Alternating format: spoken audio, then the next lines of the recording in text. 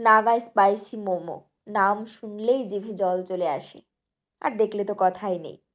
আর খেতে অসাধারণ টেস্ট। মানে কি যে খেয়েছি এখনো ভুলতে পারছি না। মনে হচ্ছে যে মুখে স্বাদ লেগে আছে। শুধু মোমো না, এখানকার পিৎজাটাও দারুণ খেতে ছিল।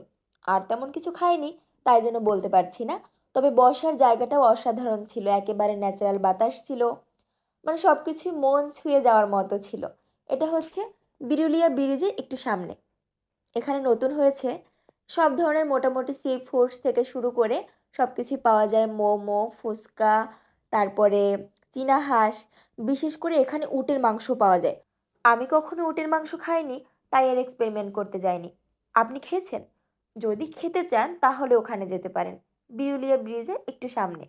নতুন একটা ফুড কোর্ট তৈরি হয়েছে, ওখানে বসেও শান্তি পাবেন, খেয়েও শান্তি পাবেন। ট্রাই করে দেখতে পারেন কিন্তু।